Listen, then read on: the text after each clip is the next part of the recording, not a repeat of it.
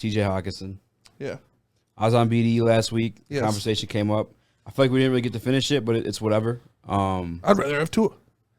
Yeah, 'cause of that shit. I'd rather have Kyle Pitts. Yeah, fuck. I meant to put that in the prep too. But anyway, TJ Hockenson, obviously, we just took his 5th-year option. We're paying him $9.3 million this year. Yeah.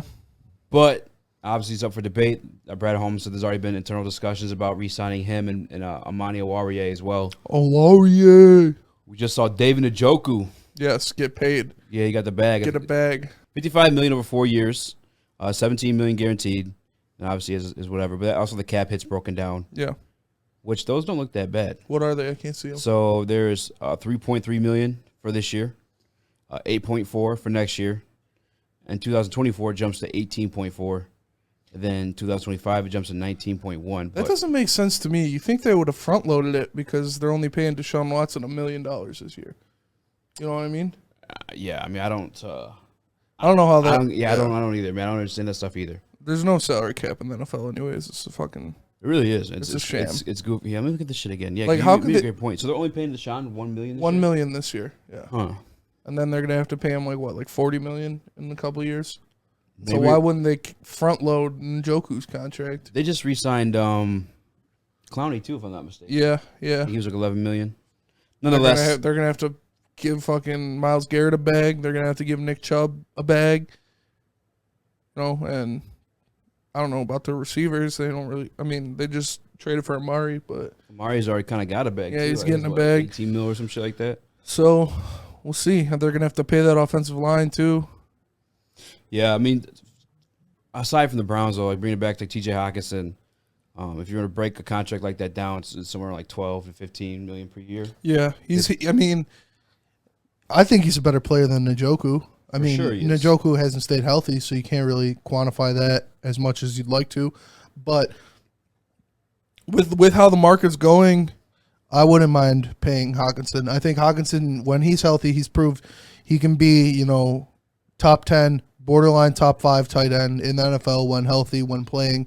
He's, like you pointed out on BDE, he's a great blocker. He's a great run blocker. He's athletic. We all know that he won that tight end university thing a couple years ago, where he was with all the best tight ends in the NFL. I think it was hosted by Travis Kelce and George Kittle, and he won the whole thing for being the best, showing out the most. And he's rising. He's been showing that, and when he stays healthy, he can make a difference, especially now that we have guys on the outside to open him up across the middle, to where he's not the only guy on the offense they're prepping for, and he's the only guy on the offense that they're double teaming and stuff like that. I think we'll see better in his game. We'll see him get more open more often. He is, until JMO's healthy and ready to go, he's our best red zone threat. He's a big body in there. He creates space, and he's got good hands. So you love that in the red zone.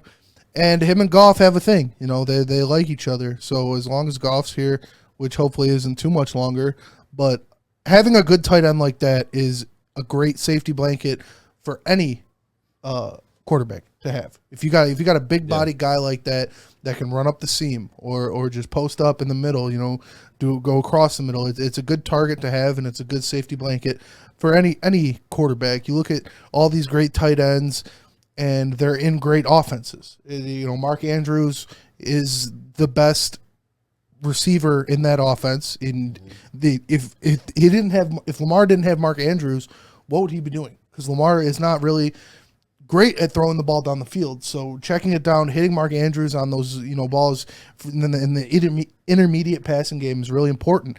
And then that makes their offense go well with that great running game. You look at, obviously, Kelce in Kansas City, one of the best offenses we've seen in years. And Travis Kelce is at the center of it. And you have George Kittle in San Francisco, which would be a fantastic offense if they didn't have Jimmy Garoppolo. Yeah. And he is arguably the most important part of it, aside from Deebo Samuel. So it's really important. A tight end position is important, and I don't think $15 million is too much to pay a great tight end like that. No, 1,000% I agree. I think TJ Hockenson, borderline top 10 tight end in the league. I mean, we had discussions on BDE. They didn't really go anywhere. It was kind of just like saying stuff. When you look at tight end numbers, though, he's right there. I mean, consider the fact last year we only played 12 games. I was looking at the numbers. I think still top 10 in touchdowns, which is 12 games played. Top 16 in terms of yardage. Again, just 12 games played.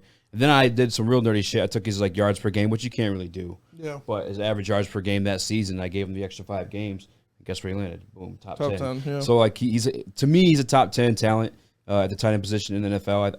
I don't think that's debatable. He blocks on the run game really well. And just again, I think you said something important too. And I touched on in BDE as well. Is like, dog, look at how much these wide receivers are getting. Yes. There's no way I'm scoffing or crying at paying a guy 15 who could produce just as much as a guy that's getting paid 23. Yeah, would you rather pay TJ Hockenson $15 million a year or Christian Kirk $25 million a year? You know what I'm saying?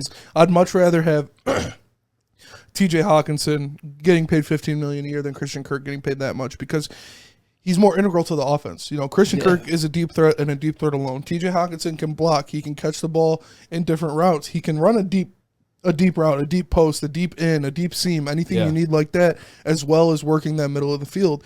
And like I said, not to sound like a broken record, but with the weapons that we have on offense, it's just going to open it up, multiple weapons. Yeah. It's just going to open up for more. Like what's the best offense TJ Hockenson has been in the NFL? That was probably his rookie year when would they have Golden Tate? They still have Golden Tate. Yeah. And they had shit quarterbacks ever since then after that. Yeah, he had Matthew Stafford, they had Golden Tate. You said with J-Mo out, he's the best red zone. I think he's still the best red zone threat with J-Mo. With J-Mo in, you know what I'm saying? Specifically, just talking red zone. Well, it's tough when you have a big body receiver like Jameson Williams. Mm-hmm.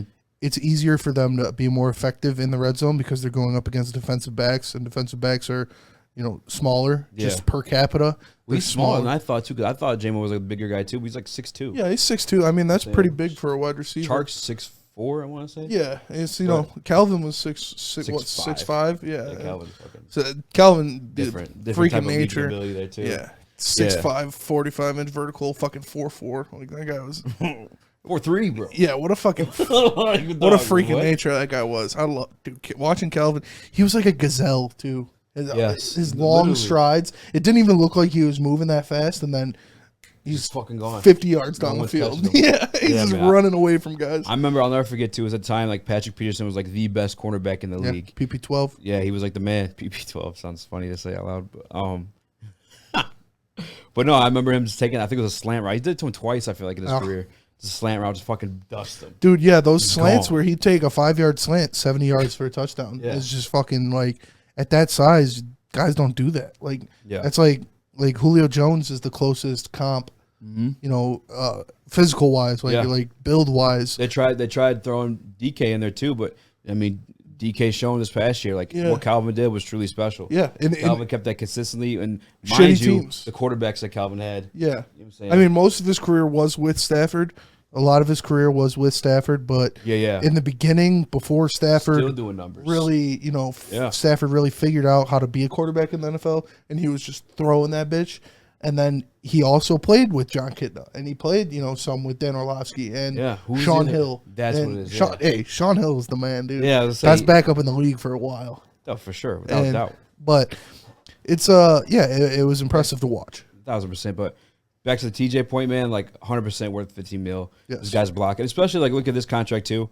And I obviously Hawks can get paid more. His production, I looked at the numbers. His production is a lot more than the Njoku's. I don't have the exact numbers in front of me to say. And sorry, guys, we're recording. That's why we're able to put the graphics up and be sweet for you this time. We're managing the stream as well. But his numbers are way better. So Hawks can get paid more. But if you're able to structure a contract similar to this, those first 2 years, he's only getting paid $11 million. Yeah, you know what I'm saying. And hey, if Hawk, obviously health is the question on him. If you're questioning that at that point in his career, you cut him. You cut him. Yeah, it is what it is. You know what I'm saying. You can't he's going to want guaranteed money. That's NFL players. Deserve reasonably request guaranteed money. They deserve guaranteed money more than any sport because we've talked about this before. You can die on any play, literally die.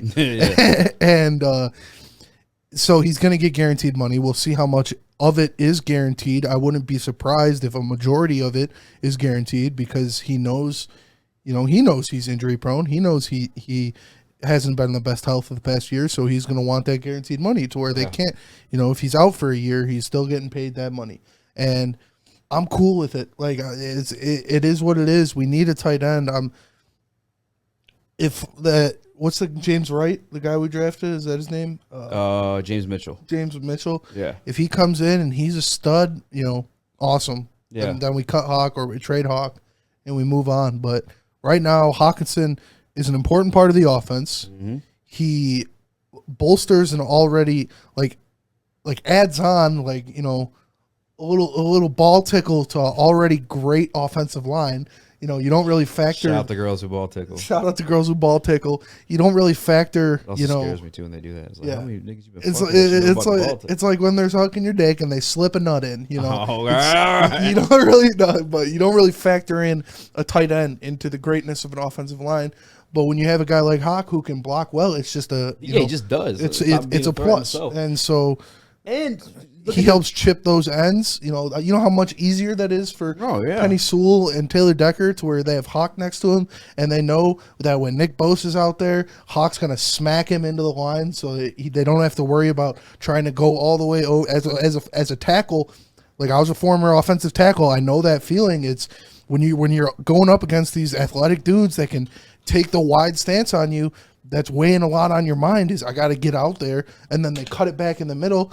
And when you have a tight end on that side of you, they're not going to let them get there. They're going to chip them back into your in shoulder. So it just makes blocking them a lot easier. And to the point too, like, to discuss like the money part, which that's the beef with it. Like, is he worth the $15 million? You got to look at like what the offense he's surrounded by in. It's just two guys on rookie deals, and Amon-Ra St. Brown, yes, and now Jamison Williams. You're going to be able to afford to pay Hawk that $15 million. Exactly. You know what I'm saying? They have all that money. They might as well use it on a guy who's proven that when he's healthy, he can be a borderline top 5 person in his position group. Give me some ganja. Give me some ganja. Give me some ganja. Give me some ganja. Give me some ganja. Give me some ganja. Give me some ganja. Give me some ganja.